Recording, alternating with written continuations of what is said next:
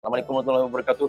Pagi ini berada di kampung Pecah Mulun di Padang Mokhtar di kawasan Kota Baru, Kelantan.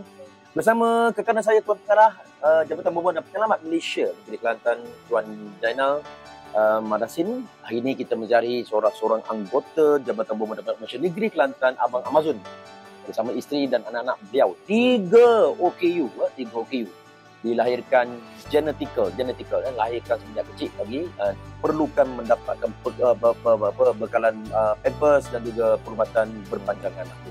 Jadi hari ini kita rasa terpanggil dan program kunjung kasih bersama kekanda saya Tuan Pengarah ini adalah antara program bulanan kita yang kita adakan bersama dengan Jabatan Bomba untuk menyatakan kebersamaan kita dan keprihatinan kita kepada nasib anggota bomba di seluruh negeri Kelantan ini yang mana memerlukan perhatian dan bantuan kita. Kadang-kadang agensi-agensi bantuan kadang-kadang terlepas pandang atau mungkin juga kan kita maklumat yang diterima tidak apa-apa menyeluruh, tidak apa-apa.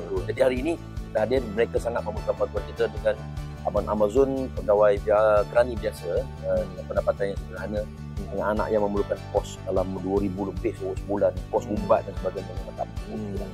Jadi kita menyeru semua sahabat-sahabat orang baik-baik di luar sana hadir bersama-sama kita sebarkan peluang untuk beramal, peluang untuk buat pahala ini kerana bulan puasa pos makan terus sama-sama kita bantu keluarga ini dengan kakak mereka.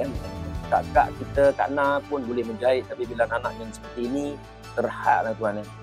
Bagi saya percaya bagi Tuan Zainal sendiri, keterbukaan Tuan Pengarah dan juga pegawai bomba untuk turun padang seperti ini adalah inspirasi kepada semua kita orang baik-baik. Tak, kalau Tuan Pengarah sendiri ada masa boleh meluangkan masa turun, saya percaya kan orang-orang lain atau anggota lain juga perlu mainkan peranan masing-masing. Sedikit-sedikit seorang kan Tuan, kita akan dapat sedikit, tak perlu banyak, sedikit-sedikit seorang dan pasti dapat meningkatkan beban.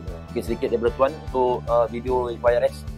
Ya, saya rasa bersyukur dengan NGO Yayasan Raja Samri untuk orang kata ziarah kepada keluarga Amazon ni.